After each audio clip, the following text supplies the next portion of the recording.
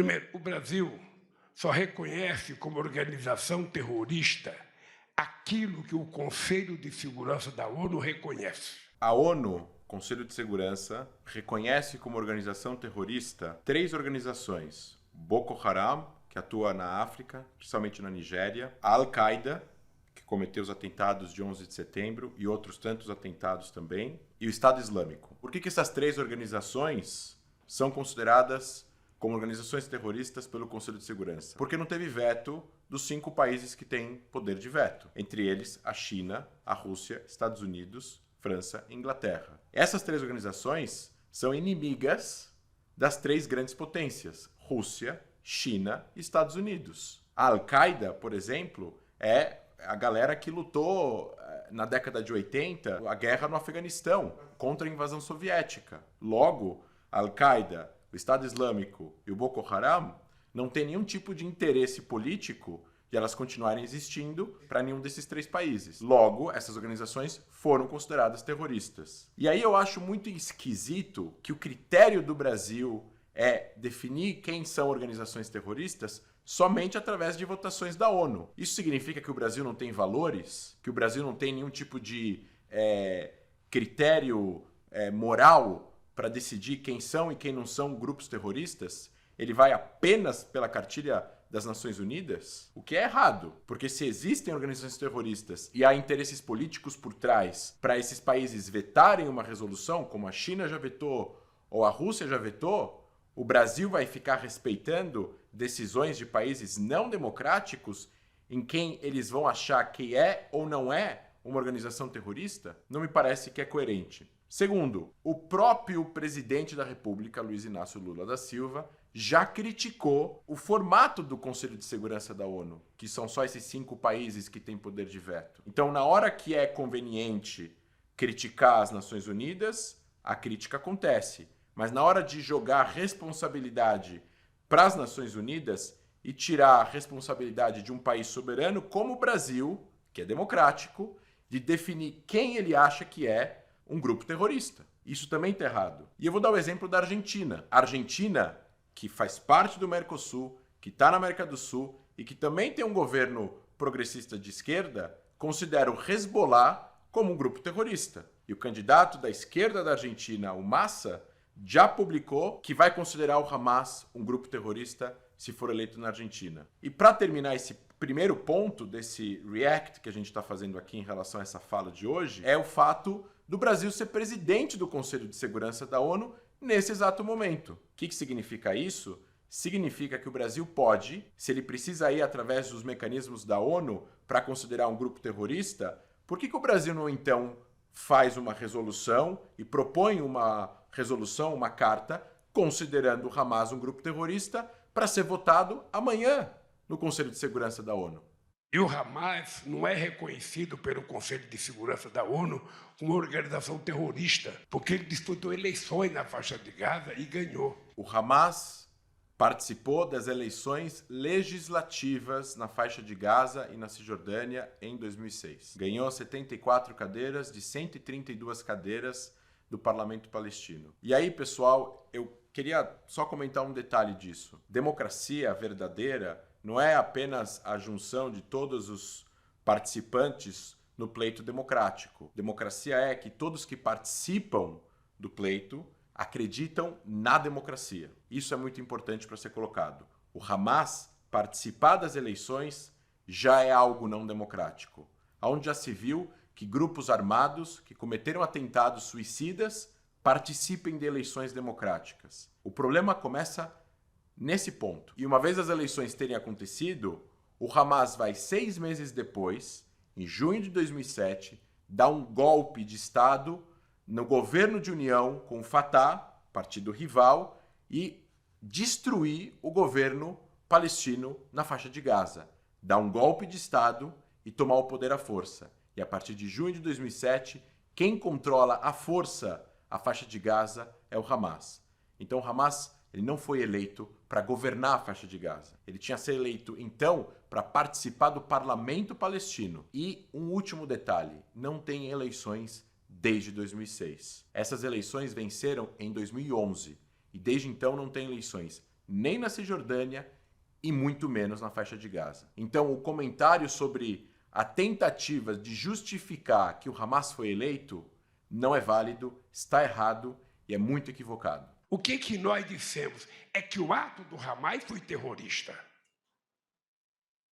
Nós dissemos isso alto e bom som. Uma pergunta só a respeito disso. Se o ato do Hamas é terrorista, como é que o grupo não é terrorista? Como é que pode existir um grupo não terrorista fazendo ações terroristas? Eu não consigo entender essa parte. Que o ato do Hamas foi terrorista. Que não é possível, sabe, fazer o ataque, matar inocentes, sequestrar gente, sabe, da forma que eles fizeram. Não é possível, sem medir as consequências do que acontece depois.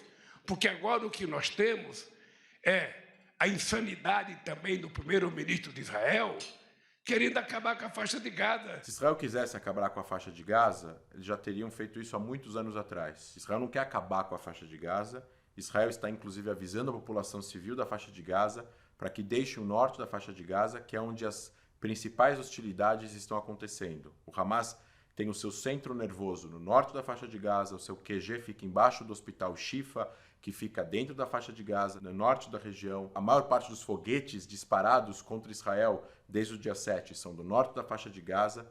Israel não tem interesse nenhum de acabar com a faixa de Gaza. Isso é uma frase utópica que não condiz com a realidade. Se esquecendo que lá não tem só soldado do Hamas. Não existem soldados do Hamas. Soldados, entre aspas. Soldados não fazem o que o Hamas fez. Soldados de um país democrático não entram em casas de famílias e assassinam a família inteira. Não estupram cadáveres de mulheres que eles mataram com tiros na nuca. Não cortam a barriga de mulheres e tiram o feto de dentro e matam o feto e depois matam a mãe. Não atiram em pessoas idosas em pontos de ônibus. Não entram em festas de jovens e atiram e matam 300 pessoas, não sequestram civis de volta para o seu território. Não existem soldados do Hamas. Todos os membros do Hamas são terroristas que cometem atos de terror e já cometeram atos de terror desde a década de 90. Somente entre 2000 e 2004, pessoas do Hamas, membros do Hamas, fizeram dezenas de atentados suicidas dentro de Israel, matando judeus e árabes, muçulmanos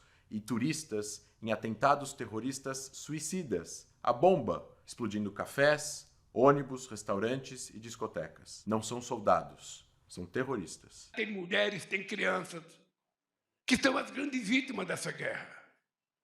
Todas as guerras não tem apenas um lado culpado ou um mais culpado.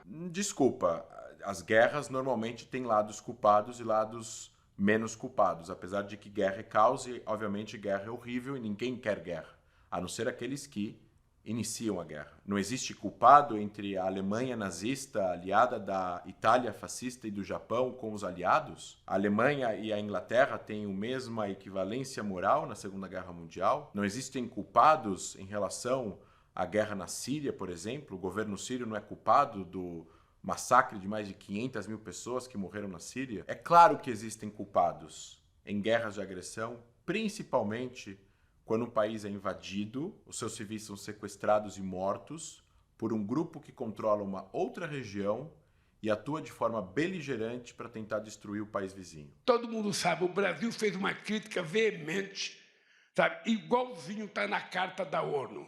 Nós condenamos a Rússia de ter invadido o território ucraniano, ponto pacífico. Está explícito no comportamento do Brasil. Mas isso não significa que eu sou obrigado a me colocar do lado da Ucrânia para guerrear. Não. Eu quero me colocar do lado daqueles que querem pedir paz. Ficar do lado de quem pede paz está corretíssimo. Porém, a Rússia invadiu a Ucrânia. Se a Ucrânia não tivesse reagido à invasão russa, a Ucrânia desapareceria.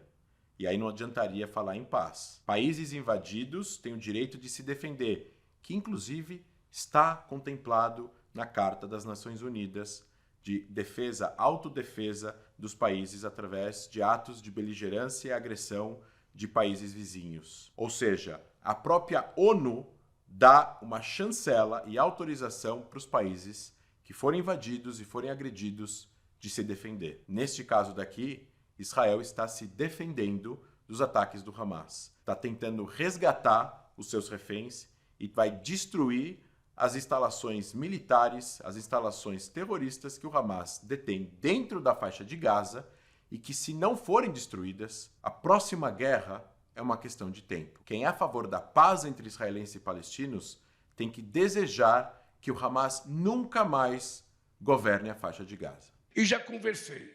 Se eu tiver informação, olha, ô Lula, tem o presidente de tal país que é amigo do Hamas. É para esse que eu vou ligar. Ô, cara, fala pro Hamas libertar o refém, porra.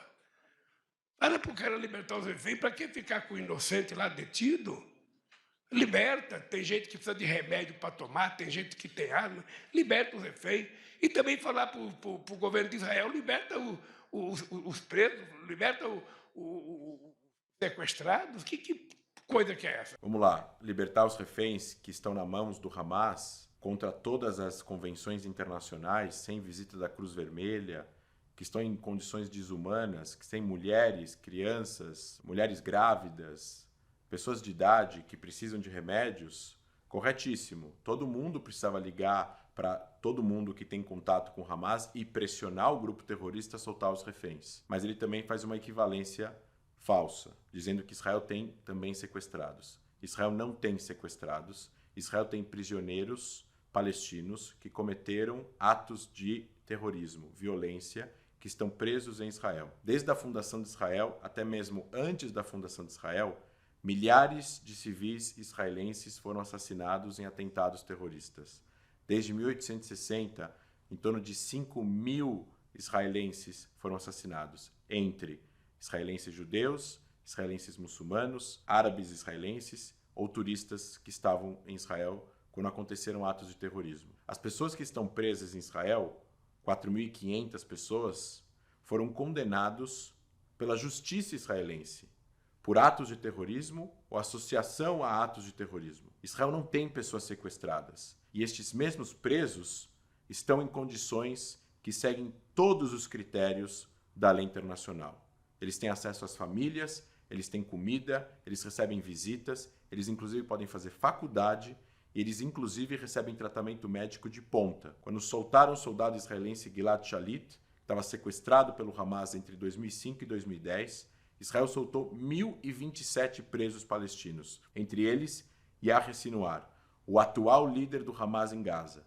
Ele teve câncer no cérebro e Israel salvou a sua vida. Quando acabou a operação, ele falou Todá, obrigado. Agora a gente está vendo a resposta dele.